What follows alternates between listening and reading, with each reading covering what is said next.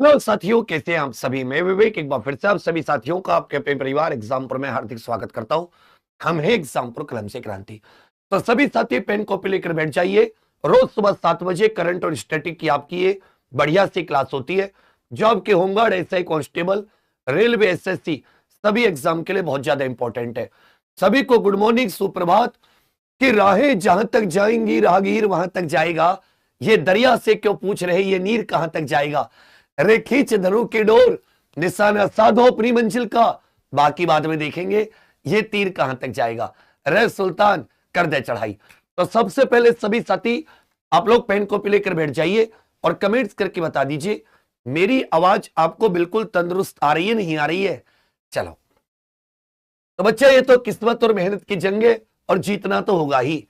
गणतंत्र दिवस परेड 2026 का विषय क्या होगा। तो भैया जो गणतंत्र दिवस 2026 है, ये हमारा 77वां गणतंत्र दिवस है। सबसे पहले तो आप समझिए ये हमारा कौन सा रिपब्लिक डे है। ये हमारा 77वां गणतंत्र दिवस है। और क्योंकि वंदे मातरम जो हमारा राष्ट्रीय गीत है, इसके 150 वर्ष पूरा हो रहे हैं, तो वंदे मातरम आधारित ही हमारी 77वें गणतंत्र दिवस की थीम या विषय रखा गया है।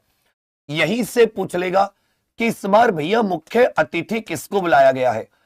तो यूरोपियन यूनियन के अधिकारियों को, यूरोपियन यूनियन के अधिकारियों को याद रखिएगा। यूरोपियन यूनियन के अधिकारियों को इस बार मुख्य अतिथि के रूप में आमंत्रित किया गया है, जिनमें यूरोपियन आयोग के अध्यक्ष Ursula Ursula von der Leyen करके इनका नाम हो जाता है। एक तो ये है भैया, और एक इसकी काउंसिल के जो अध्यक्ष हो जाते हैं एंटोनियो कोस्टा करके एक का नाम है, एंटोनियो कोस्टा। तो ये भारत के 77वें गणतंत्र दिवस के चीफ गेस्ट होंगे, चीफ गेस्ट। इसी में आप सभी जानते हैं कि भाई भारत में गणतंत्र दिवस मनाया क्यों जाता है। तो हमारा संविधान इस दिन लागू हुआ, हमारा संविधान इस दिन से लागू हुआ था। कब से हुआ था? इस दिन से 26 जनवरी 1950 को हमारा संविधान लागू हुआ। इसी दिन को हम लोग गणतंत्र दिवस के रूप में मनाते। कितने वर्ष बाद? 2 साल 11 महीने। और कई जगह साथी संसद के टीवी पर जाओगे, राज्यसभा दी 17 दिन और कई जगह 18 दिन। तो इतने दिन में हमारा संविधान बनकर तैयार हुआ था। इस पर चित्रकारी किसके द्वारा की गई थी? हमारे संविधान पर चित्रकारी किसके द्वारा की गई थी? और हस्तलिखित, या ये कह सकते हैं संविधान को हाथ से किसने लिखा था?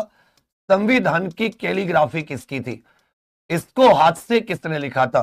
तो ध्यान दीजिएगा, प्रेम बिहारी नारायण राय जादा, प्रेम बिहारी नारायण राय जादा, प्रेम बिहारी नारायण राय जादा, इन्होंने हाथ से इसकी लिखावट।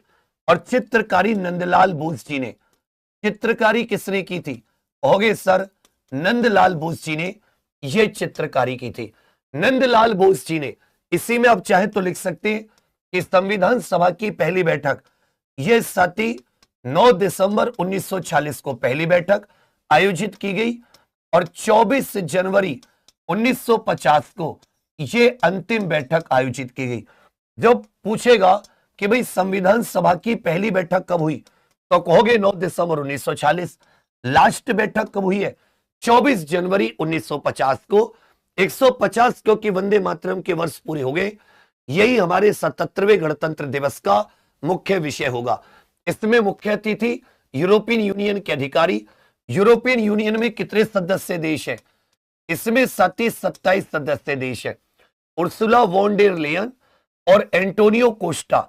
इस दिन को मनाया क्यों जाता है गणतंत्र दिवस के तौर पर? क्योंकि इसी दिन 26 जनवरी 1950 को हमारा संविधान लागू हुआ था, जिसे बनाने में 2 साल 11 महीने, कई जगह 17, कई जगह 18 दिन लगे।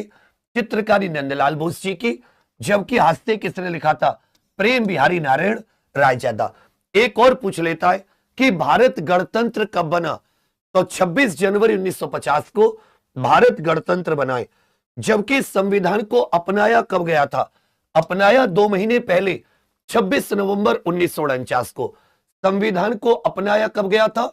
26 नवंबर 1949 को। एक बार सबके सब साथी पेन कॉपी लेकर फोकस करना। मेरी आवाज तो बिल्कुल सही आ रही है ना? सभी को गुड मॉर्निंग, सुप्रभात। आज तुम्हारे लिए एक सरप्राइज है। कुछ एक्स्ट्रा याद कराने के लिए मैं कुछ चीजों को लेकर आया हूं। आज तुम्हें 5 मिनट में इसी क्लास में सारे रोग भी याद करा दूंगा, तो सबके सब बैठे रहना। अगला क्वेश्चन बहुत इंपॉर्टेंट है।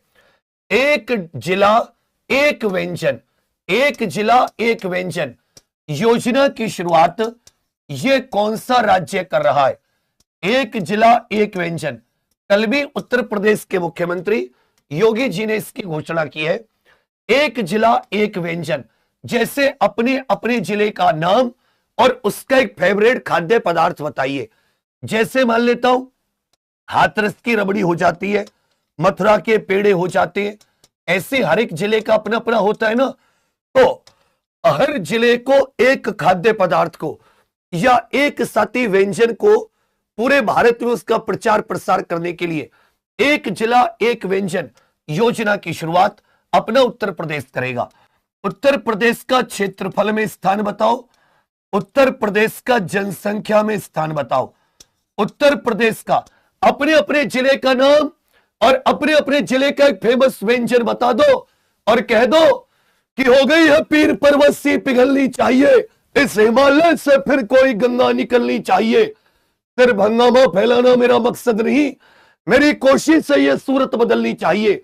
मेरे सीने में सही, तेरे सीने में सही, लगी आग कहीं भी याग लगनी चाहिए। हम सब की मिलकर कोशिश है ये सूरत बदलनी चाहिए। अब ये पहले इससे एक योजना हुआ करती थी, एक जिला एक उत्पाद। याद आया? एक जिला एक उत्पाद योजना, वन डिस्ट्रिक्ट वन प्रोडक्ट इसको बोलते थे। वन डिस्ट्रिक्ट वन प्रोडक्ट योजना ये 24 जनवरी 2018 को लॉन्च की गई थी। 24 जनवरी 2018 को। तो इसी एक जिला एक उत्पाद योजना की तर्ज पर ये तो उत्तर प्रदेश की शिल्प कलाओं को, हर जिले की शिल्प कलाओं को उसका प्रचार प्रसार, उसका साथ ही निर्यात ज्यादा बढ़े, उसको लेकर एक योजना 24 जनवरी 2018 को लॉन्च की गई थी। इसी की तर्ज पर एक जिला एक व्यंजन योजना। उत्तर प्रदेश का आपको राज्य के पशु भी बताना है, उत्तर प्रदेश का राज्य के पक्षी भी बताना है, उत्तर प्रदेश का भैया आपको राजकीय पशु पक्षी, आपको राजकीय पुष्प फ्लावर भी बताना है, राजकीय वृक्ष भी बताइए। राजकीय वृक्ष। और उत्तर प्रदेश का स्थापना दिवस कब मनाया जाता है? उत्तर प्रदेश का स्थापना दिवस। तो ध्यान दीजिएगा भाई, उत्तर प्रदेश में क्षेत्रफल में देश में चौथा स्थान, लगभग देश का 7.3% के करीब, जबकि जनसंख्या में उत्तर प्रदेश का पहला स्थान, देश की लगभग 16.5% के करीब जनसंख्या अपने उत्तर प्रदेश में। स्थापना दिवस 24 जनवरी, स्थापना दिवस 24 जनवरी। पशु हो जाता है 12 सींगा, स्वैम्प डियर कह देते हैं। पक्षी हो जाता है सारस क्रेन, जबकि पुष्प हो जाता है पलाश, और वृक्ष हो जाता है अशोक। वृक्ष क्या हो जाता है? अशोक। तो पारंपरिक व्यंजनों को आगे बढ़ावा देने के लिए, पारंपरिक व्यंजनों को प्रसिद्ध करने के लिए उत्तर प्रदेश सरकार की योजना है वन डिस्ट्रिक्ट वन व्यंजन, एक जिला एक व्यंजन योजना। बहुत इंपॉर्टेंट, किस राज्य ने स्पेस टेक पॉलिसी 2026 लॉन्च की है? Space tech policy, space tech का मतलब है अंतरिक्ष को लेकर नीति लॉन्च की है।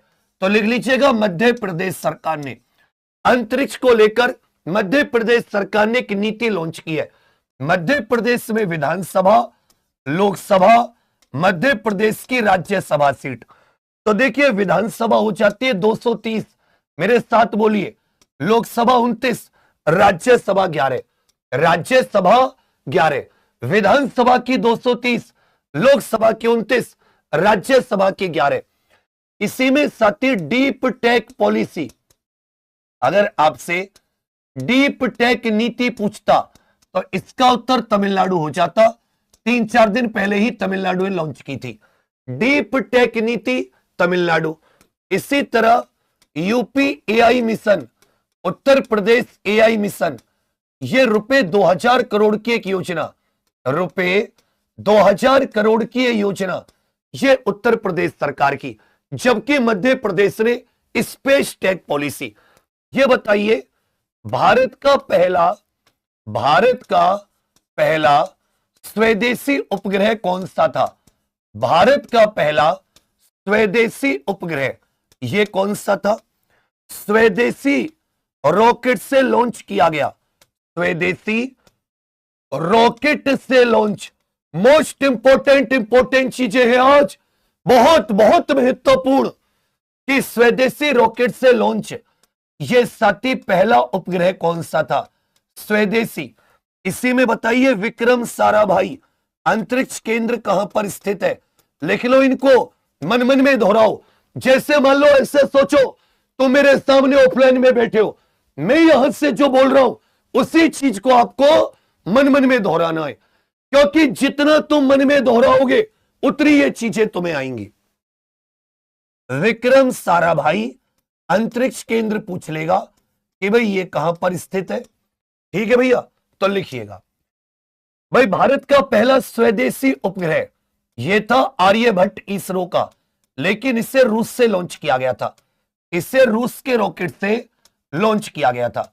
भारत के स्वदेशी रॉकेट SLV-3 से ये रोहिणी RS-1 करके था, रोहिणी नाम से था, इसको 1980 में SLV-3 रॉकेट से लॉन्च किया गया था। जबकि तिरुवनंतपुरम ये कहां पर स्थित है? तिरुवनंतपुरम विक्रम साराभाई अंतरिक्ष केंद्र। राष्ट्रीय अंतरिक्ष दिवस कब मनाते हैं? राष्ट्रीय अंतरिक्ष दिवस कब मनाते हैं? लिख लीजिएगा, राष्ट्रीय अंतरिक्ष दिवस ये 23 अगस्त। जबकि इसरो की स्थापना 15 अगस्त 1969, हेडक्वार्टर कहां पर हो जाता है?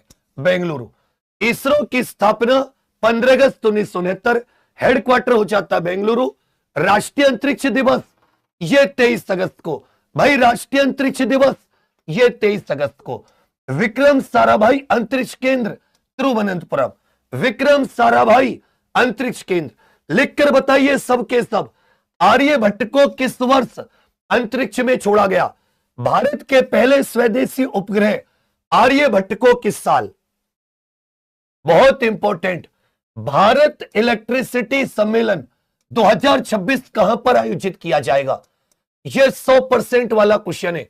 भारत इलेक्ट्रिसिटी समिट, ये भारत में विद्युत को लेकर, हमारे यहां इलेक्ट्रिसिटी को लेकर ये होता है बच्चा, नई दिल्ली। ये मार्च 2026 में ये नई दिल्ली में आयोजित किया जाएगा। कहां पर भैया? मार्च 2026 में। ये बताइए जो इलेक्ट्रिसिटी है भारत में, विद्युत, ये साथी किस सूची का विषय है? इसी में बताइए एक इलेक्ट्रिसिटी या विद्युत अधिनियम जो है ये भारत में कब आया? इलेक्ट्रिसिटी या विद्युत अधिनियम अभी याद रखिएगा अक्टूबर 2025 में, अक्टूबर 2025 में भारत ने 500 गीगावाट, कितनी? 500 गीगावाट विद्युत उत्पादन क्षमता हासिल की है। विद्युत उत्पादन क्षमता, जिसमें से साथी 51% ये स्वच्छ ऊर्जा से है और 49% के करीब जो है ये साथी आप जीवाश्म ईंधन से कह सकते हैं। किससे? जीवाश्म आदि ईंधन से। लेकिन 49% ये स्वच्छ, 51% किससे है? स्वच्छ ऊर्जा से। हमने 500 गीगावाट विद्युत उत्पादन क्षमता। अभी भी सर्वाधिक बिजली जो मिलती है वो कोयले से मिलती है। सर्वाधिक विद्युत जो भारत को प्राप्त होती है, या भारत सबसे ज्यादा जो बिजली किसी एक चीज से बनाता है वो कोयला से बनाता है। लेकिन धीरे धीरे सौर ऊर्जा, पवन ऊर्जा, इसका योगदान बढ़ता जा रहा है। सौर ऊर्जा, पवन ऊर्जा का योगदान क्या होता जा रहा है? बढ़ता जा रहा है। इलेक्ट्रिसिटी अधिनियम लिख लो 2003 विद्युत संवर्ती सूची का विषय है, विद्युत संवर्ती। लेकिन विद्युत पर टैक्स लगाने का अधिकार जो है ये राज्य सरकार का है। बिजली पर टैक्स कौन लगाता है? ये राज्य लगाते हैं। विद्युत पर, इलेक्ट्रिसिटी पर टैक्स राज्य, लेकिन विद्युत किस सूची का विषय? समवर्ती सूची। अभी हमने कितने गीगावाट क्षमता हासिल की है? हमने 500 गीगावाट। हमने कितनी क्षमता कहोगे sir? 500 gigawatt. Bharat electricity summit ये 2026 में, मार्च 2026 में नई दिल्ली में इसका आयोजन होगा। तो जो भी चीजें बच्चा मैं तुम्हारे साथ बोलकर चल रहा हूं, तुम्हारा ये फर्ज बनता है कि उन सब चीजों को तुम लोग मेरे साथ दोहराते चलो। अरे यही तो वादा करके तुम मेरे पास आए थे, और अगर तुम मेरे साथ ना दोहराओगे, ना तुम मेरा साथ दोगे, तो मैं तुम्हारा सिलेक्शन कैसे करा पाऊंगा? ये सब लड़ाई में किसके लिए लड़ रहा हूं? केवल तुम्हारे लिए लड़ रहा हूं ना। फिर दूसरों का सिलेक्शन हो जाएगा तुम नहीं पढ़ोगे तो। फिर मत कहना कि गुरुजी तुमने अपना काम नहीं किया। मैं अपने हिस्से की लड़ाई लड़ रहा हूं, तुम अपने हिस्से की लड़ाई हार चुके हो, छोड़ चुके हो। जापान की यामाटो लॉजिस्टिक्स इंडिया ने नया लॉजिस्टिक केंद्र का अर्थ है एक प्रकार का साथी बड़ा गोदाम, यह कहां पर स्थापित किया है? तो कोई विदेशी कंपनी भारत में कुछ निवेश करती है तो यहां से क्वेश्चन बन जाता है। जापान की यामाटो लॉजिस्टिक्स इंडिया ने हरियाणा में, भारत के हरियाणा राज्य में अपना नया लॉजिस्टिक्स केंद्र लॉन्च किया है। हरियाणा में विधानसभा सीट हो जाती है 90, जबकि लोकसभा की हो जाती है 10, राज्यसभा की हो जाती है 5। यहां पर एक नया जिला भी बनाए, यहां पर भैया एक नया जिला भी बनाए जिसका नाम है हांसी। ये हरियाणा का नया जिला 1 मई, अच्छे से याद रखिएगा साथी, 1 नवंबर 1966 को, 1 नवंबर 1966 को हरियाणा का गठन हुआ। 1 नवंबर 1966। सबसे कम न्यूनतम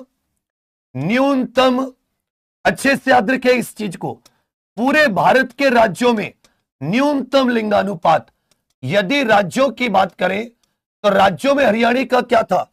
सबसे कम लिंगानुपात था, लोएस्ट सेक्स रेशियो। 2011 की जनगणना के अनुसार, 2011 की जनगणना के अनुसार पूरे भारत में सबसे कम सेक्स रेशियो किसका था? पूरे भारत में सबसे कम लिंगानुपात किस राज्य का था? हरियाणा का। गठन कब हुआ?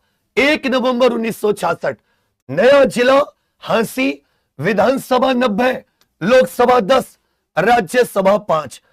तो हरियाणा में जापान की यामाटो लॉजिस्टिक ने अपना नया गोदाम खोला है, लॉजिस्टिक केंद्र की स्थापना की है।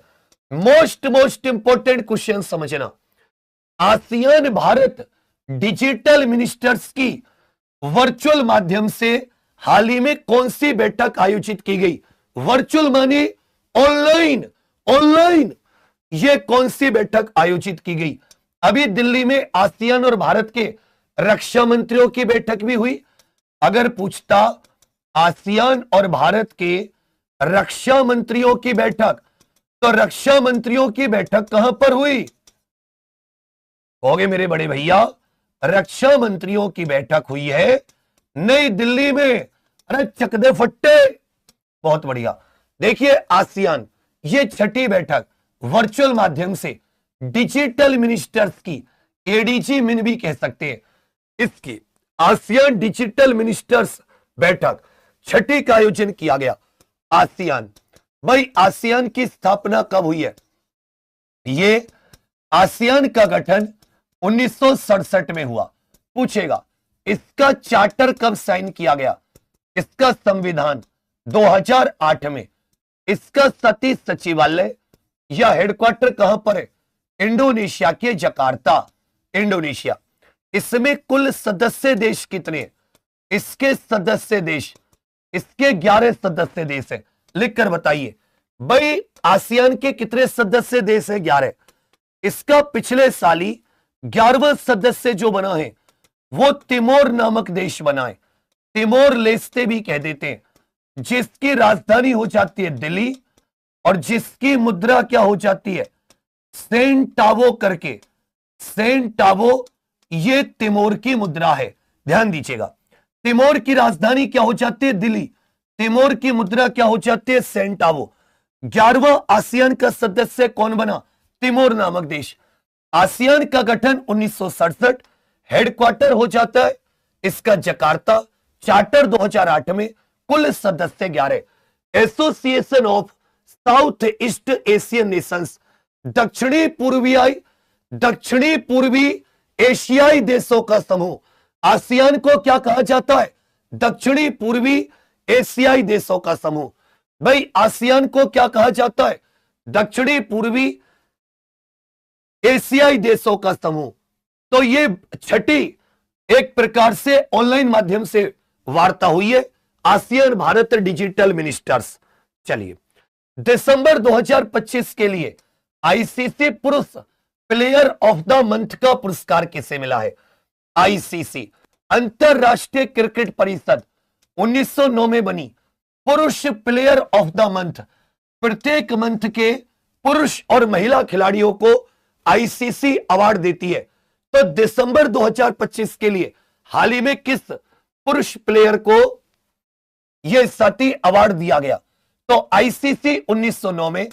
आईसीसी का हेडक्वार्टर कहां पर है? दुबई, संयुक्त अरब अमीरात के दुबई में बच्चा आईसीसी का हेडक्वार्टर है। आईसीसी के वर्तमान अध्यक्ष साहब कौन है? तो जय शाह, ये आईसीसी के वर्तमान अध्यक्ष है। इसी में ये दिसंबर 2025 के लिए, दिसंबर 2025 के लिए ये 7 महिलाओं प्लेयर ऑफ द मंथ की घोषणा भी करती है और ये आईसीसी पुरुष प्लेयर ऑफ द मंथ की घोषणा भी करती है। महिलाओं में ये सती लोरा वॉलवार्ड कुछ करके नाम है, दक्षिण अफ्रीका की खिलाड़ी महिलाओं में, जिनको सती चुना गया। जबकि पुरुष में ये ऑस्ट्रेलिया के मिचेल स्टार्क। ऑस्ट्रेलिया के किसको चुना गया? कहोगे सर मिचेल स्टार्क को चुना गया। बहुत इंपॉर्टेंट है, दिसंबर 2025 के लिए ICC player of the month ये मिचेल स्टार्क को चुना गया। दिसंबर 2025 में महिला प्लेयर ऑफ द मंथ लोरा दक्षिण अफ्रीका की खिलाड़ी है। जबकि मिचेल स्टार्क ये किस देश के खिलाड़ी है? अरे क्रिकेट के पहलवानों बताओ, मिचेल स्टार्क किस देश के खिलाड़ी है? ये ऑस्ट्रेलिया के। ये बताइए क्रिकेट में आउट होने के कितने तरीके? जो सत्य क्रिकेट एक खेल होता है, इसमें 10 तरह से आउट हो सकते हैं। क्रिकेट में आउट होने के कितने तरीके? कहोगे सर 10 तरीके हैं। स्पेटुक गुस्टोर महोत्सव यह कहां पर मनाया जाता है? स्पेटुक गुस्टोर महोत्सव यह कहां पर मनाया जाता है? देखिए हर दिन कोई ना कोई त्योहार किसी ना किसी राज्य में होता है और वो मैं लिखवा देता हूं। जैसे बताओ मकर संक्रांति के नाम, मकर संक्रांति के भारत में अलग अलग नाम होते हैं ना, वही बताने आपको। बताने पोंगल, किस राज्य में मकर संक्रांति को पोंगल कहते हैं? किस राज्य में मकर संक्रांति को उत्तरायण का त्योहार कहते हैं? मकर संक्रांति को उत्तरायण का त्योहार कहते हैं। स्पेटुक गुस्टोर महोत्सव यह लद्दाख यूनियन टेरिटरी में मनाया जाता है। कहां पर भैया? लद्दाख। तो देखिए जो लद्दाख यूनियन टेरिटरी है, ये इसके और भी लिख लेते हैं, लद्दाख यूटी, इसमें और भी आ जाते हैं। जैसे डोस मोचे करके ये साथी एक फेस्टिवल हो जाता है, डोस मोचे पर्व। इसी में सिंधु दर्शन उत्सव आ जाता है। सिंधु दर्शन उत्सव कई बार पूछा गया है कि सिंधु दर्शन उत्सव ये कहां मनाया जाता है? एक साथी हेमिस फेस्टिवल, हेमिस पर भी मनाया जाता है। यह भी कहां पर मनाया जाता है? लद्दाख में मनाया जाता है। अब जानते भारत का सबसे बड़ा हेमिस नेशनल पार्क यह भी लद्दाख में। भारत का सबसे बड़ा जो हेमिस नेशनल पार्क है, यह भारत का सबसे बड़ा नेशनल पार्क है। भाई जो हेमिस नेशनल पार्क है, ये जितने भी भारत के नेशनल पार्क है उनमें से हेमिस सबसे बड़ा है। हेमिस पर्व, सिंधु दर्शन, डोसमोचे, स्पेटुक गुस्टोर ये सब कहां पर मनाए जाते हैं? लद्दाख। पोंगल मकर संक्रांति को तमिलनाडु में कहते हैं, तमिलनाडु में पोंगल। और गुजरात में क्या कह दिया जाता है? गुजरात में उत्तरायण। बाबू गुजरात में क्या कहा जाता है? उत्तरायण। पतंग उड़ाई जाती है, पतंग। अभी मकर संक्रांति पर किस किस ने पतंग उड़ाई? बहुत तुमने जुर्म किया। पतंग उड़ाओ तो कभी भी चाइनीज मांझे से मत उड़ाना। एक तुम्हें बहुत इंपॉर्टेंट बात बता रहा हूं, अभी मैं पिछले 3-4 दिन 10 लोगों की मौत देख चुका हूं। कल 3 परिवार में पति पत्नी छोटी बच्चे का देहांत हो गया चाइनीज मांझे के चक्कर में, उनके स्कूटर का एक्सीडेंट। परसों एक बहुत ही युवा की गर्दन अलग हो गई चाइनीज मांझे से। तो आप सभी लोग इस बात का ख्याल रखें, कृपया चाइनीज मांझे का उपयोग ना करें। वादा करो भैया, चाइनीज मांझे का उपयोग नहीं करेंगे, किसी और सादा धागे से उड़ा लो। अगर तुम्हें पतंग की खुजली है, धना तुम्हारे हाथों में, तुम कतई गरुड़ बनना चाह रहे हो, अगर तुम कतई बिल्कुल बाज बनना चाह रहे हो, तो बाज की आत्मा को सादा धागे का इस्तेमाल करो। तमिलनाडु में मकर संक्रांति को पोंगल और गुजरात में उत्तरायण। गुजरात में उत्तरायण। पूछेगा तीसरा अंतरराष्ट्रीय पतंग महोत्सव यह कहां आयोजित किया गया?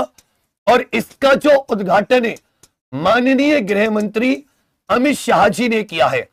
उद्घाटन अमित शाह जी के द्वारा, उद्घाटन अच्छे से याद रखिएगा, अमित शाह जी के द्वारा दिल्ली के बानसेरा पार्क में।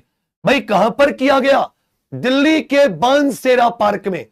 यह तीसरे अंतरराष्ट्रीय पतंग महोत्सव दिल्ली के बानसेरा पार्क में, इसका उद्घाटन। दिल्ली को लिख लेते हैं। यह बताइए दिल्ली के उन महान मुख्यमंत्री जी का नाम बताइए जो AQI एयर क्वालिटी इंडेक्स वायु गुणवत्ता सूचकांक को बुखार माप रही थी टेम्परेचर से। अरे AQI को टेम्परेचर से किसने मापा? महान DDHD PhD MD CDP DOHS MBBS BTech MA BEd सारी डिग्री धारक AQI को टेम्परेचर से नाप दे रही। AQI प्रदूषण बेहोश हो गया सुन के, मुझे नहीं आना इस शहर में, ऐसे ऐसे खतरनाक लोग। चलिए दिल्ली, तो दिल्ली में विधानसभा सीट बताओ, दिल्ली में लोकसभा, दिल्ली में राज्यसभा। 69वां संविधान संशोधन जो है यह साथी दिल्ली से जुड़ा हुआ है। 69वां संविधान संशोधन यह दिल्ली से संबंधित है। दिल्ली में जो मंत्री परिषद की संख्या होती है बाकी सब जगह 15% है, यहां साथी विधानसभा का 10%, अर्थात 70 का 7। विधानसभा 70, लोकसभा 7, राज्यसभा की 3, लोकसभा की 7 और राज्यसभा की कितनी सीट हो जाती है? ये 3 सीट हो जाती है। Early north India and it's coinage नामक पुस्तक का विमोचन कहां पर किसके द्वारा किया गया? तो याद रखिएगा उत्तर प्रदेश के यशस्वी मुख्यमंत्री योगी आदित्यनाथ जी के द्वारा early north India and it's coinage. ध्यान दीजिएगा, यह किताब हिंदुजा ग्रुप के द्वारा लॉन्च की गई है। यह किताब हिंदुजा ग्रुप के द्वारा लॉन्च। अभी एक बहुत इंपॉर्टेंट पॉइंट लिखवा रहा हूं। हिंदुजा ग्रुप का एक ट्रक बनाने की कंपनी है जिसको अशोक लीलैंड कहते हैं। तो पूछेगा अशोक लीलैंड की नई फैक्ट्री का उद्घाटन कहां पर किया गया है? भारत में अशोक लीलैंड की नई फैक्ट्री का उद्घाटन, तो अशोक लीलैंड की नई फैक्ट्री का उद्घाटन यह बच्चा लखनऊ में किया गया है। उत्तर प्रदेश की राजधानी लखनऊ में यह ट्रक बनाने की नई फैक्ट्री जिसका नाम है अशोक लीलैंड। यह अशोक लीलैंड एक हिंदुजा ग्रुप की फैक्ट्री है। इसका उद्घाटन कहां पर किया गया? लखनऊ।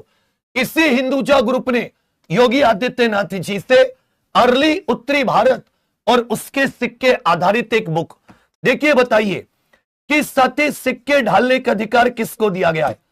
सिक्का ढालने का अधिकार यह किसको दिया गया है? कानून के द्वारा। और अधिकतम कितने मूल्य का सिक्का ढाला जा सकता है? बहुत इंपॉर्टेंट क्वेश्चन करवा रहा हूं। अधिकतम कितने मूल्य का सिक्का अधिकतम कितने मूल्य का सिक्का ढाला जा सकता है? इसमें ध्यान दीजिएगा, आप 1,000 रुपए तक का सिक्का ढाल सकते हैं और यह केंद्र सरकार को अधिकार है। केंद्र सरकार ने यह अधिकार आरबीआई को दे दिया, लेकिन अधिकार केंद्र सरकार को है। और कितने मूल्य का सिक्का ढाला जा सकता है? Most important 1,000। भारत में 4 जगह 4 स्थान पर सिक्का कारखाने हैं।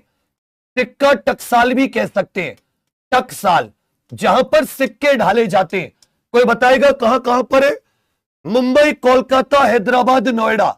लिख लीजिए, मुंबई, कोलकाता, हैदराबाद, नोएडा। मुंबई, कोलकाता, हैदराबाद, नोएडा। उत्तर प्रदेश के नोएडा में भी यह 7 सिक्के बनाने की फैक्ट्री है। मुंबई, कोलकाता, हैदराबाद, नोएडा। मुंबई, कोलकाता, हैदराबाद, नोएडा। अच्छे से याद रखिएगा, उत्तर प्रदेश में भी सिक्का ढालने का कारखाना है, उत्तर प्रदेश में भी। और कितने रुपए का सिक्का ढाला जा सकता है? 1,000 रुपए का सिक्का। हमारी जो मुद्रा रुपया है, यह बताइए, हमारी मुद्रा रुपया, इस रुपया का नामकरण कहां से हुआ है? रुपया का नामकरण तो शेरशाह सूरी के समय पर, शेरशाह सूरी के द्वारा एक भैया चांदी का सिक्का चलाया गया था। चांदी का सिक्का जिसको रुपयक कहा गया। इसी चांदी के सिक्के रुपयक से हमारी मुद्रा का नाम रुपया, हमारी मुद्रा का नाम रुपया। और ये बताइए, रुपए का जो चिन्ह है, इसको किसने डिजाइन किया था? रुपए का जो चिन्ह है, इसको किसने डिजाइन किया था? जो हमारी मुद्रा रुपया है, इसके चिन्ह को किसने डिजाइन किया था? यह बहुत इंपॉर्टेंट है। अगर आपसे सती कॉइन मिंटिंग फैसिलिटी पूछ ले कि भारत में कॉइन मिंटिंग प्लेसेस कहां कहां पर है, तो मुंबई, कोलकाता, हैदराबाद, नोएडा। वाह विवेक जी, शाबाश। बहुत इंपॉर्टेंट। किस शहर में दुनिया का सबसे बड़ा ग्रीन अमोनिया प्रोजेक्ट स्थापित किया जाएगा? हरित अमोनिया प्रोजेक्ट, यह मोस्ट इंपॉर्टेंट है। देखिए, अमोनिया ये एक साथी गैस होती है, NH3 इसको कह देते हैं, इसका फॉर्मूला। अमोनिया का निर्माण किस प्रक्रिया के द्वारा होता है? अमोनिया के निर्माण की प्रक्रिया, ये बच्चा रसायन विज्ञान में पूछ लेगा। केमिस्ट्री में अमोनिया निर्माण की प्रक्रिया 100% पूछेगा। यह बहुत इंपॉर्टेंट। अगले 5 मिनट ध्यान देना। इसमें कौन से कैटेलिस्ट का या सती कौन से उत्प्रेरक का उपयोग किया जाता है? कौन से कैटेलिस्ट का? यह बताइए। मानव मूत्रालय के पास से निकलने पर, मानव मूत्रालय के नजदीक से किस गैस की दुर्गंध जो आती है, वो किसके कारण आती है? जो मानव मूत्रालय के पास से निकलते हैं, पब्लिक टॉयलेट के पास से, तो जो दुर्गंध आती है वो किसकी वजह से आती है? लिखिएगा, दुनिया का सबसे बड़ा ग्रीन अमोनिया प्रोजेक्ट ये आंध्र प्रदेश के काकीनाडा में। कहां पर भैया? आंध्र प्रदेश के काकीनाडा में। भाई ध्यान देना, दुनिया का सबसे बड़ा green ammonia project Andhra Pradesh के काकीनाडा। आंध्र प्रदेश में विधानसभा, विधान परिषद, लोकसभा, राज्यसभा। तो लिख लीजिए भाई, अमोनिया की फुल फॉर्म क्या हो जाती है? यह साथी NH3 इसका फॉर्मूला है। हैबर प्रक्रिया, इसका निर्माण कौन सी प्रक्रिया से होता है? बोलो सबके संबंध में। हैबर प्रक्रिया, हैबर प्रक्रिया। इसमें लोह जो होता है, आयरन जो होता है, इसमें साथी कैटेलिस्ट का काम करता है। और मानव मूत्रालय के पास से निकलने पर जो दुर्गंध आती है वो साथी अमोनिया के द्वारा, जो हमारा यूरिन होता है वो टूटकर अमोनिया में बदल जाता है। जो हमारा यूरिन होता है वो टूटकर क्या बन जाता है? वो अमोनिया बन जाता है। तो काकीनाडा, देखिए, विधानसभा की 175, विधान परिषद की 58, लोकसभा की 25, राज्यसभा की 11 सीट। ये जो बाबू लोकसभा राज्यसभा लिखवा रहा हूं ना, एक क्वेश्चन 110% इस बार पेपर में अलग से याद नहीं कर सकते, इसलिए मेरे साथ यहीं पर याद करो। क्योंकि मन के जीते जीत है और मन के हारे हार, और हार गए जो बिल्लड़े उन पर है धिक्कार, कि उन पर है धिक्कार जो ना देखे सपना, सपनों पर अधिकार, असल अधिकार है अपना। तो भार का एक तारा है, परिवर्तन का एक किनारा है, यह मेहनत केवल कुछ दिन की है, उसके बाद में सब कुछ तुम्हारा है। बस मन में उत्साह, ये जो सब देख रहे हो ना, ये मैं तुम्हें दिखाना चाहता हूं कि मेहनत करने से आज तक कोई नहीं मरा। तुम्हारे सामने 11 साढ़े 11 बजे तक पढ़ाया रात, और सुबह 6 बजे से उठा हुआ हूं, और 2:30 बजे सोया था पढ़ के पूरा, मतलब मात्र 3 घंटे की नींद। उत्साह देखो, उत्साह। बॉर्डर पे पहुंच गया तो रावलपिंडी तक जाए बिना नहीं मानूंगा। कम से कम काकीनाडा आंध्र प्रदेश, विधानसभा की 175, विधान परिषद 58, लोकसभा 25, राज्यसभा 11। दुर्गंध किसके कारण आती है? अमोनिया, लोहे का उत्प्रेरक के तौर पर हेबर प्रक्रिया द्वारा निर्माण। शाया मोहसिन अल जिंदानी को किस देश का नया प्रधानमंत्री नियुक्त किया गया है? शाया मोहसिन अल जिंदानी को किस देश का, शाया मोहसिन अल जिंदानी को किस देश का नया प्रधानमंत्री? ध्यान दीजिएगा, यह सत्य यमन है। कहां का नया प्रधानमंत्री? जिंदानी। अब इसे जिंदानी छोड़ेगा अमेरिका, ऐसे याद कर लेना। शाया मोहसिन अल जिंदानी यमन की राजधानी क्या हो जाती है? यमन की राजधानी हो जाती है सना। यहीं पर लिखिएगा। देखिए साथी, इस तरह यह एशिया का यमन हो जाता है, इस तरह अफ्रीका का जिबूती हो जाता है। यह क्या है? अफ्रीका का जिबूती। इनके बीच में यहां पर इस तरफ लाल सागर हो जाता है, लाल सागर। तो इसे बाब अब अल मंडब की जल संधि कह देते हैं। क्या कह देते? बाब अल मंडब की जल संधि। आपसे पूछेगा कि बाब अल मंडब की जल संधि, यह यमन और जिबूती, एशिया और अफ्रीका के बीच में लाल सागर को सती अदन की खाड़ी से जोड़ती है। लाल सागर को अदन की खाड़ी से जोड़ने का काम। इसी में अगर मैं हारमूज की संधि कह दूं कि हारमूज जल संधि यह किसको किससे जोड़ती है, इसी में आपसे पूछूं बॉस्फोरस की जल संधि यह साथी किसको किससे जोड़ती है, और एक बहुत पूछ लेता है पाक जल संधि यह किस किस को जोड़ने का काम करती है, और मलक्का जल संधि एक क्वेश्चन बहुत इंपॉर्टेंट पूछ लेता है। तो लिख लेना इसको मेरे साथ। हारमूज यह फारस की खाड़ी को हिंद महासागर से, फारस की खाड़ी को साथी इंडियन ओशन से, और यह किस किस के बीच में है? यह साथी ईरान और ओमान के बीच में हो जाती है। इसी प्रकार बॉस्फोरस यह इस्तांबुल, एक तरफ तुर्की का इस्तांबुल है और बाकी तरफ साथी तुर्की का मेन क्षेत्र, यह काले सागर को भूमध्य सागर से जोड़ती है, भूमध्य सागर को ब्लैक सी से जोड़ती है।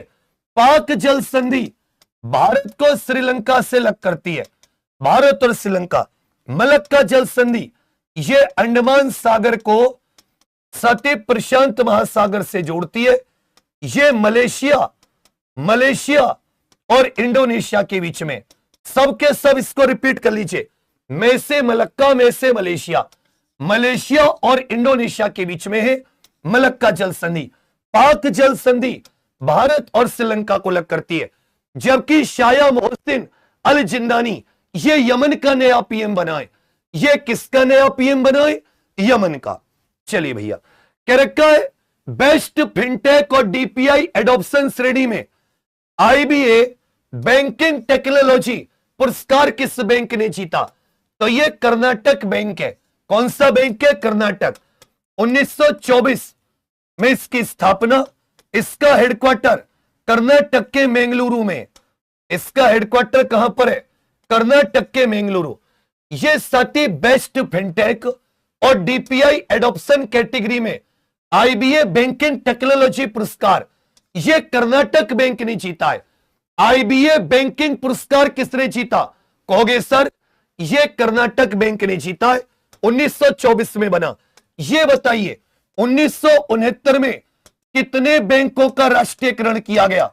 मोस्ट इंपोर्टेंट याद कर लीजिएगा भाई, कितने बैंकों का राष्ट्रीयकरण किया गया? 1969 में कितने बैंकों का राष्ट्रीयकरण? 1980 में फिर से साथी कितने बैंकों का? 1980 में दूसरी बार ये 6 बैंकों का, जबकि पहली बार 14 बैंकों को प्राइवेट से सरकारी बनाया गया। 1969 में पहली बार 14 बैंकों का राष्ट्रीयकरण और 1980 में 6 बैंकों का राष्ट्रीयकरण।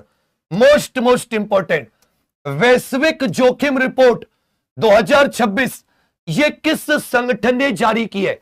वैश्विक जोखिम रिपोर्ट कह लो या ग्लोबल रिस्क रिपोर्ट, ये किसने जारी की है? 110% पूछेगा।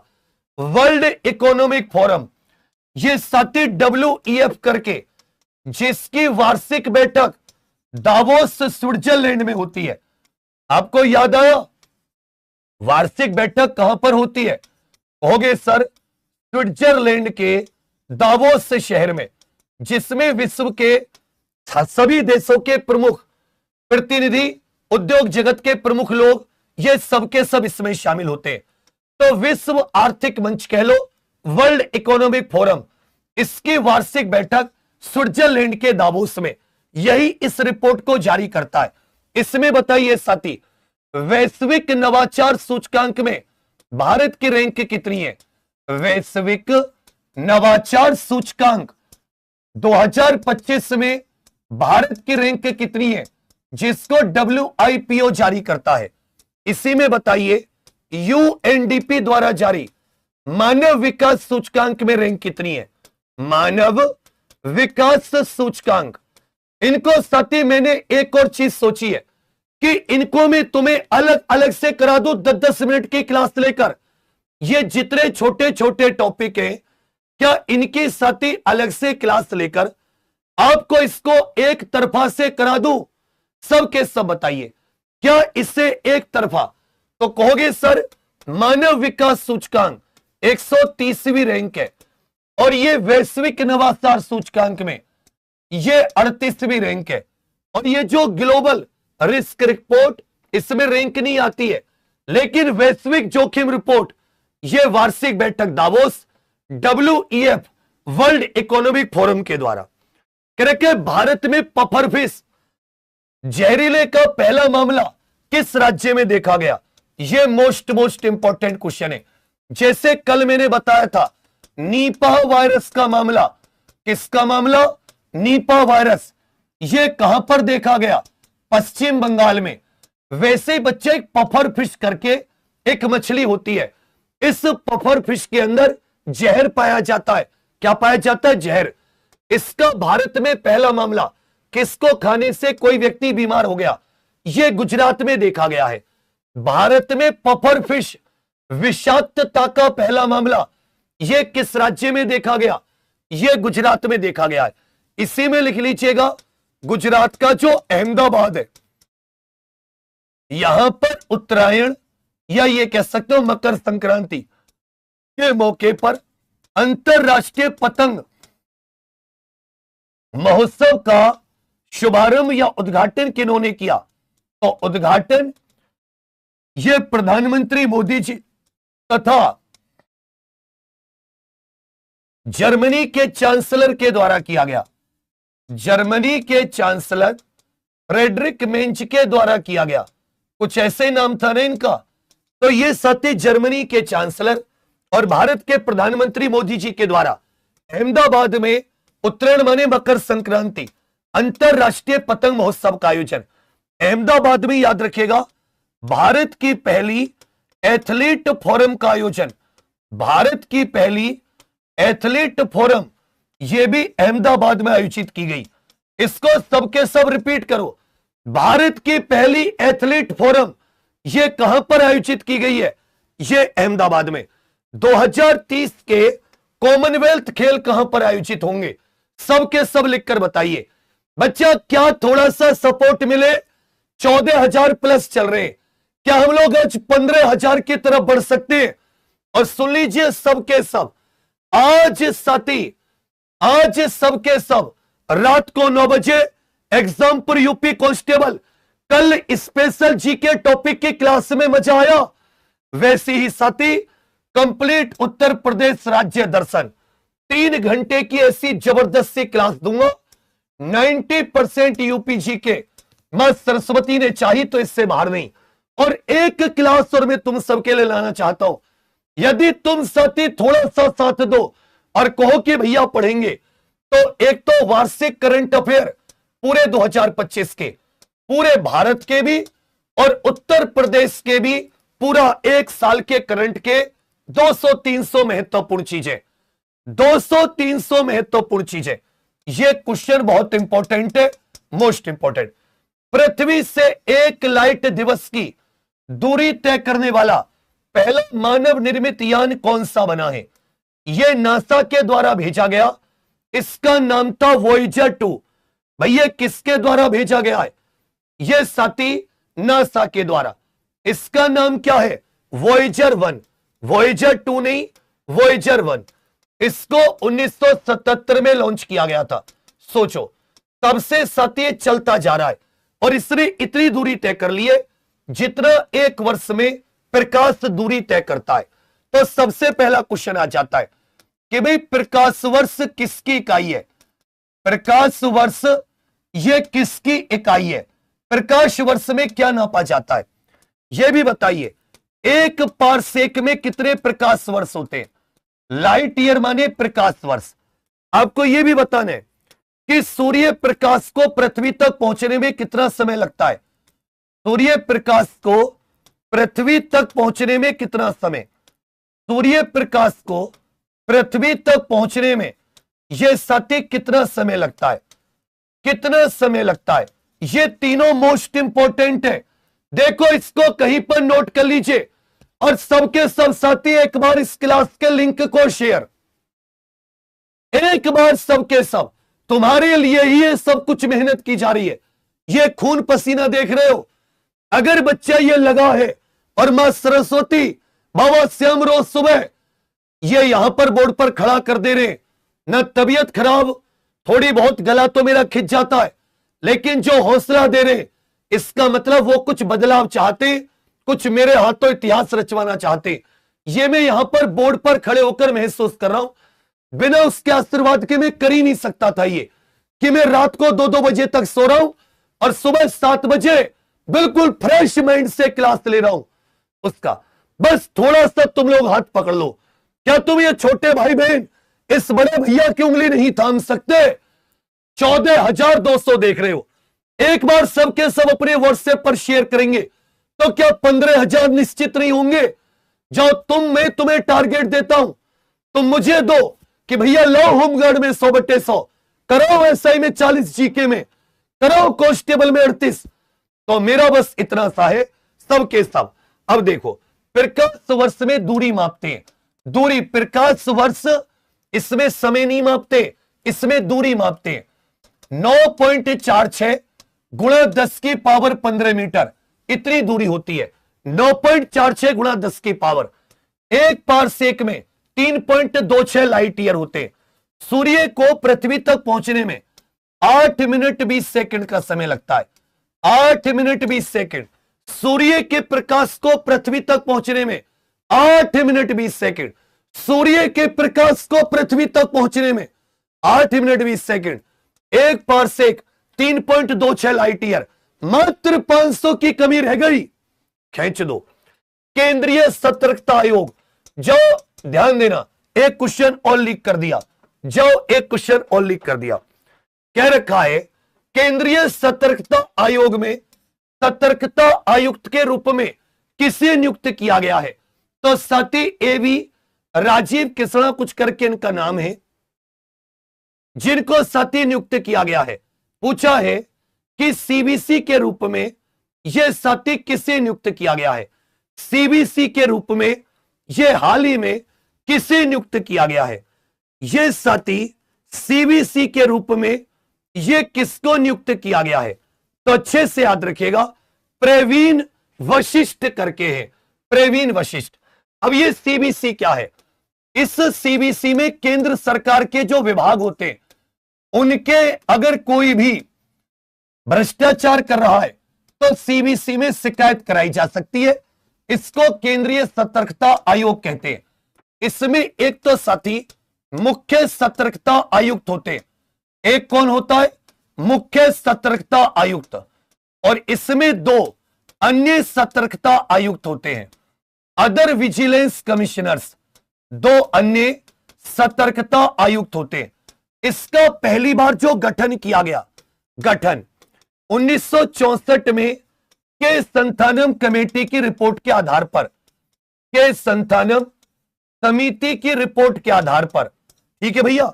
फिर 1997 में विनीत कुमार केस करके एक सुप्रीम कोर्ट का फैसला आया, विनीत कुमार केस, जिसमें इसको कहा गया कि इसको सांविधिक दर्जा दिया जाए, इसके लिए कानून बनाया जाए। और इसी फैसले से प्रभावित होकर सरकार ने सीबीसी का अधिनियम किस वर्ष बनाया, 2003 में। और तब से साथ ही यह केंद्रीय सतर्कता आयोग एक सांविधिक संस्था है, संसद के कानून के द्वारा निर्मित। तो सीबीसी में प्रवीण वशिष्ठ ये सतर्कता आयुक्त बने हैं। इसका काम क्या होता है, केंद्र सरकार के विभागों से भ्रष्टाचार की शिकायतें प्राप्त करना और साथ ही उनकी जांच आदि करना, और साथ में सीबीआई का भी पर्यवेक्षण करती है भ्रष्टाचार के मामलों में, निगरानी की भाई जांच आदि कैसी चल रही है। तो केंद्रीय सतर्कता आयोग पहली बार 1964 में कौन सी कमेटी की सिफारिश पर, सीबीसी कौन सी कमेटी की सिफारिश पर, कहोगे भैया के संथानम कमेटी। विनीत कुमार केस सांविधिक दर्जा, एक मुख्य सतर्कता आयुक्त, 2 अन्य सतर्कता आयुक्त। सीबीसी का अधिनियम कब बना, देखो रोज ये करते जा रहे। कल हमने लोकपाल पढ़ा था पूरा, आज सीबीसी हो गया, किसी दिन चुनाव आयोग आएगा, ऐसे ही सारी संस्था रिपीट होती रहेंगी। इसलिए तो मैंने कहा ये जो क्लास है इसके आगे कभी नहीं पूछेगा इस टॉपिक से, ये क्वेश्चन मोस्ट इंपॉर्टेंट है, इसके आगे कुछ नहीं पूछेगा। अलग से पढ़ने की जरूरत ही नहीं पड़ी, अलग से पढ़ने की। एक और बहुत महत्वपूर्ण क्वेश्चन, पुणे ग्रैंड टूर 2026 के लिए भारत की पहली अंतरराष्ट्रीय साइकिलिंग रोड रेस का यह ब्रांड एम्बेसडर किसे नियुक्त किया गया है। पुणे ग्रैंड टूर 2026 के लिए भारत की पहली अंतरराष्ट्रीय साइकिलिंग रोड रेस का ब्रांड एम्बेसडर या गुडविल एम्बेसडर यह किसे नियुक्त किया गया है। तो क्रिकेट के पूर्व भारतीय कप्तान एमएस धोनी, भारतीय क्रिकेट टीम के पूर्व कप्तान एमएस धोनी, महेंद्र सिंह धोनी को यह पहली अंतरराष्ट्रीय साइकिलिंग रोड रेस, भारत की पहली अंतरराष्ट्रीय साइकिलिंग रोड रेस का यह गुडविल एम्बेसडर नियुक्त किया गया है। इसलिए मैं तुमसे कहता हूं यह क्लास केवल करंट नहीं है, करंट के साथ उससे जुड़ी स्टैटिक, दिन दिवस, देश, राजधानी, मुद्रा, छोटी छोटी चीजें जिन्हें किसी और सब्जेक्ट में और क्लास के अंतिम क्वेश्चन के बाद में जाना है, यही वादा चाहिए तुमसे। क्योंकि आज मैं तुम्हें ट्रिक से सारी बीमारी याद कराने वाला हूं, आज तुम्हारी बीमारी खत्म कर दूंगा। बीमारी, दुनिया की सबसे सुरक्षित हवाई यात्रा किसे घोषित किया गया है। वर्ष 2026 में दुनिया की सबसे सुरक्षित एयरलाइन किसे घोषित किया गया है। नागर विमानन दिवस बताओ कि भारत में नागर विमानन यह 7वें विश्व दिवस कब मनाया जाता है, यह बताइए। ICAO और IATA ये अंतरराष्ट्रीय संस्थाएं, ये 7वीं वायु परिवहन संस्था है और इसकी अभी 5वीं भारत की एयरलाइन आकाशा एयरलाइन इसकी संस्था बनी है, इसके 7 सदस्य बनी है 5वीं। इन दोनों का हेडक्वार्टर कनाडा के मॉन्ट्रियल शहर में, इनका हेडक्वार्टर कहां पर है, कनाडा के मॉन्ट्रियल। पहले जो एमिरेट करके संयुक्त अरब अमीरात की हुआ करती थी, यह पहले स्थान पर हुआ करती थी, लेकिन अब साथी ये एतिहाद करके, एतिहाद एयरलाइंस जो है, एतिहाद एयरलाइंस ये पहले स्थान पर है। एमिरेट, ये बताइए भारत की कोई है तो टॉप सूची में बच्चा भारत की एक भी नहीं है, टॉप सूची में भारत की एक भी नहीं है। अच्छे से याद रखिएगा, एतिहाद किसकी है, यह भी संयुक्त अरब अमीरात की है, जबकि एमिरेट भी संयुक्त अरब अमीरात। तो एतिहाद एयरलाइन करके जो है दुनिया की सबसे सुरक्षित भारत की एक भी नहीं है। एक बार मैं क्वेश्चन बता चुका हूं, हवाई जहाज का आविष्कार किसने किया था बताओ, और किस वर्ष। और भारत में पहली हवाई यात्रा, भारत में पहली हवाई यात्रा कब हुई, भारत में पहली हवाई यात्रा, इसको 10 बार करा चुका हूं, अब याद होना चाहिए था। देखिए हवाई जहाज का आविष्कार 1903 में विल्बर, और अच्छे से याद रखिएगा ऑरविल राइट बंधु थे, इन राइट ब्रदर्स ने दोनों ने हवाई जहाज का आविष्कार किया 1903 में। इसके 8 साल बाद 18 फरवरी 1911 को एक फ्रांस का हेनरी पिके करके, यह फ्रांस का पायलट था जिसने उत्तर प्रदेश के नैनी से प्रयागराज यह डाक सेवा लेकर उड़ान भरी थी। तो भारत की पहली हवाई यात्रा, भारत की पहली हवाई उड़ान यह 1911 में आयोजित की गई थी हेनरी पिके के द्वारा नैनी से प्रयागराज। जबकि आईसीएओ IATA का हेडक्वार्टर मॉन्ट्रियल, नागर विमानन दिवस यह प्रत्येक वर्ष 7 दिसंबर को, नागर विमानन दिवस प्रत्येक वर्ष 7 दिसंबर को। संयुक्त राज्य अमेरिका ने हाल ही में किस दवा को मेनकेस रोग के उपचार के लिए मंजूरी दी है। मेनकेस यह आनुवांशिक बीमारी है, यह कैसी बीमारी है, यह साथी जेनेटिक बीमारी है। बताओ आज तुम्हें बीमारी करा दूं, 5-6 प्रकार की बीमारियां होती है, भागो मत। अभी हम लोग बीमारियां करने वाले कहोगे सर जाइकूबो, जाइकूबो करके एक दवा है, यह जेनेटिक आनुवांशिक बीमारी है, मेन केस रोग। इसके इलाज के लिए संयुक्त राज्य अमेरिका ने मंजूरी दी है। दवाई का नाम क्या है, जाइकूबो। दवाई का नाम क्या है, जाइकूबो। चलिए तो यहां पर साथी सबके सब ट्रिक पर गौर कीजिएगा, यह तुम्हें पूरा का पूरा दिखाई दे रहा है। आज रात को अपनी यूपी जीके की क्लास को भी मत भूलना। और अभी साथी हिस्ट्री का डेमो है अपने शंखनाद का। शंखनाद मात्र 99 रुपए में यूपी कांस्टेबल के लिए math, reasoning, GK, Hindi all subject की क्लास, मैथ विपुल सर, रीजनिंग प्रीति मैम, जीके विवेक सर में, हिंदी में मात्र 99 रुपए में। याद रखना परसों सोमवार से क्लास केवल एप्लीकेशन पर, सोमवार 19 जनवरी से क्लास एप्लीकेशन पर। शंखनाद बैच की क्लास एप्लीकेशन पर कब चलेंगी और ये मैं तुम्हें उपलब्धि भी करा दूंगा। देखिए प्रोटोजुआ से होने वाले रोग लिख लीजिए। कल आम पानी में पका, पैसे प्रोटोजुआ, पैसे पका। एक बार लिख दो सबके सब। कल माने काला अजार, आम माने अमीबी पेचिस दस्त, पा माने सती पायरिया दांतों का। यह भी लिखा है किससे फैलता है, सेंड फ्लाई मछली मक्खी से। आंत की बीमारी है अमीबिक डाइसेंट्री, पायरिया, यहां पर ये दांत दिख रहे हैं। नींद की बीमारी स्लीपिंग सिकनेस, ये सीसी फ्लाई मक्खी से होती है। काला अजार बालू मक्खी से, नींद की बीमारी सीसी फ्लाई मक्खी से। में माने मलेरिया, ये प्लाज्मोडियम एनाफिलीज मच्छर के काटने से। और पका माने पेचिस, पका माने पेचिस। तो कल आम पानी में पका, काला अजार, अमीबिक डाइसेंट्री में से अमीबिक डाइसेंट्री आम, पासे सती हो जाता है पायरिया, पायरिया, नी से नींद की बीमारी, पासे में से मलेरिया, और पका से हो जाता है पेचिस, पका से हो जाता है पेचिस। आनुवंशिकी रोग देख लेते हैं, आनुवंशिकी रोग, इसकी सती ट्रिक देख लेते हैं। पटाखे जलाते हुए टर्नर की क्लिप डाउन हुई, सब ही करके हंसने लगे और वही रुक गए। तो पटाखे टर्नर, टर्नर बीमारी होती है। पटाखे याद रखिएगा, Patau syndrome, Down syndrome, clip down हो गई। टर्नर सिंड्रोम, लड़कियां जल्दी टर्न हो जाती हैं, लड़कियां जल्दी वापस अपने लक्ष्य की तरफ मुड़ जाती हैं। हीमोफीलिया ही करके हंसने लगा क्योंकि खून का थक्का नहीं जम रहा था। क्लीन फेल्टर सिंड्रोम, यह केवल पुरुषों में होता है, पुरुष वहीं रुक गए। क्लीन फेल्टर और वर्ण अंधता, कलर ब्लाइंडनेस, याद रखिएगा लाल और हरे रंग की पहचान नहीं होती।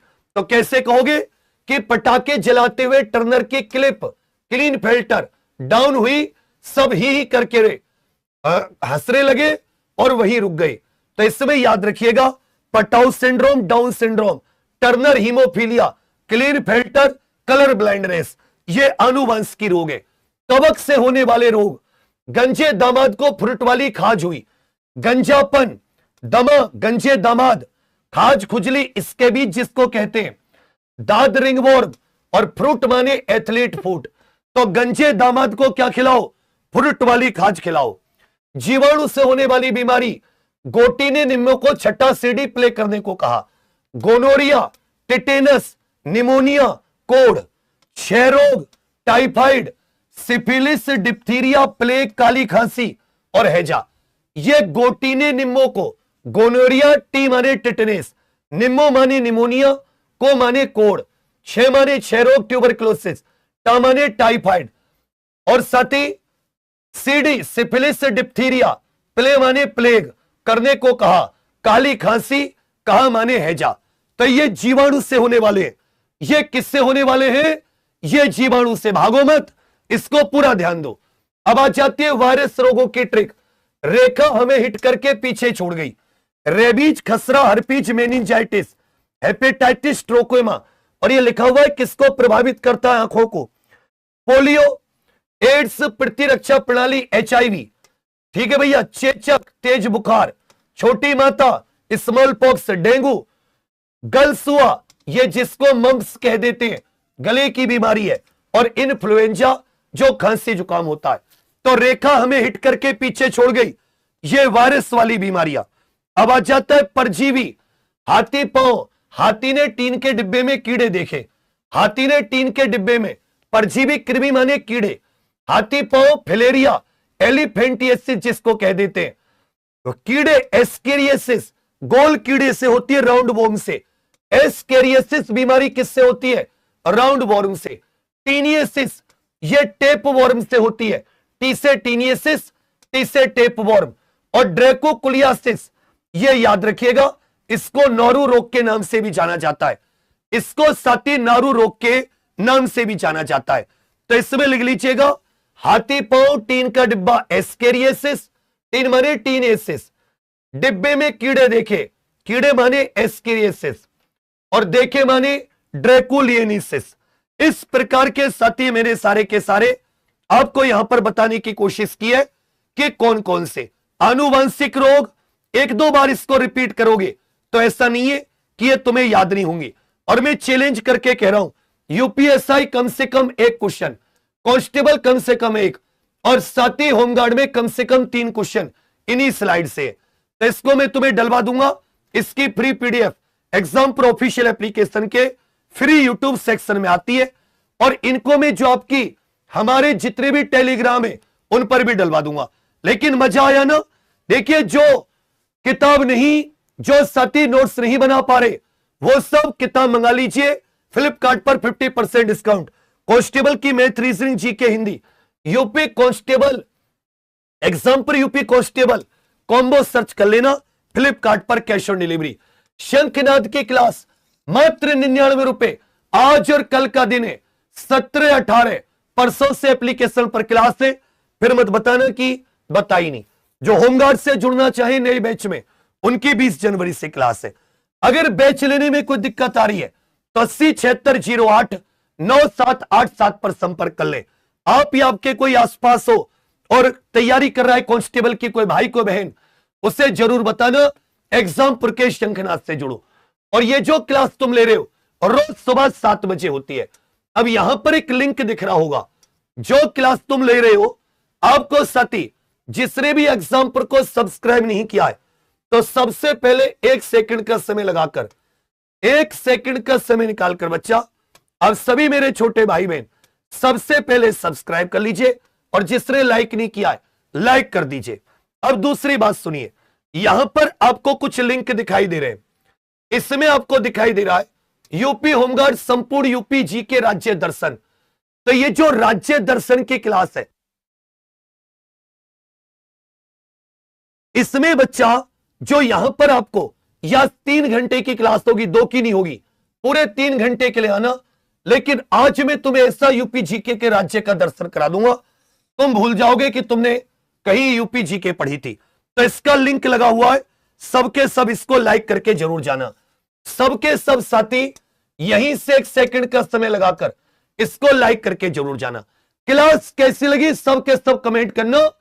यह बहुत बढ़िया ट्रिक है, अगर 5-6 बार पढ़ोगे यह आपको याद हो जाएंगी। कौन से अंग को प्रभावित करती है, किस कीड़े से होती है, सब के सब ट्रिक के माध्यम से और बहुत ही बढ़िया फिगर बनाकर। तो यह क्लास आज रात 9 बजे अपने एग्जाम पर यूपी कांस्टेबल वाले चैनल पर, इसमें आपको साथ ही गिव अवे भी दे रहा हूं। जितने लाइव आएंगे जाओ तुम्हारे लिए गिव अवे भी है। और एग्जाम पर का जो है सती शंखनाद है ये एप्लीकेशन पर है। अभी एक क्लास चल रही है, आप देख रहे होंगे अपनी एक क्लास चल रही है यूपी कांस्टेबल शंखनाद बैच का, बहुत ही बढ़िया से यह हिस्ट्री का डेमो। तो एक एक चीज को सिंधु घाटी से लेकर सब कुछ बहुत अच्छे से सर पढ़ाते चल रहे, जिससे आपको सीखने का बहुत अच्छा मौका मिलेगा। तो सर की क्लास में एक बार जाकर यहां जय हिंद लिख दीजिए, सबके सब सर की क्लास में जाकर एक बार जय हिंद लिख दीजिए सबके सब। बाकी क्लास कैसे लगी आपका कमेंट का इंतजार करूंगा। कमेंट सब करना, मैं विश करता हूं और शंखनाद से जरूर जुड़ जाना। रोज सुबह 7 बजे। आनंद आया नहीं आया, आज मैं तुम्हें वन लाइनर रिवीजन नहीं करा पाया, यह थोड़ी सी गड़बड़ हुई। कल मैं टाइम को और करूंगा कि मैं 5 मिनट में छोटी ट्रिक और 5 मिनट में रिवीजन जरूर कराऊं, क्योंकि रिवीजन से हमने जितना पढ़ा होता है, जो भी दिन दिवस पढ़े होते हैं वो सब रिवाइज हो जाते, कोई टेंशन नहीं होती हमें। ठीक है बाबू, चलिए आपके लिए बहुत सारी शुभकामनाएं, मिलते हैं फिर। सभी लोग हिस्ट्री की क्लास एक बार हमारे अंकित सर की जाकर जय हिंद जरूर लिख दो, बहुत ही बढ़िया मेहनती टीचर है, बहुत ही बढ़िया। ठीक है भैया, चलिए आप सभी के लिए बहुत सारी शुभकामनाएं, थैंक यू, धन्यवाद। और शंखनाद से जुड़ जाओ। जय हिंद।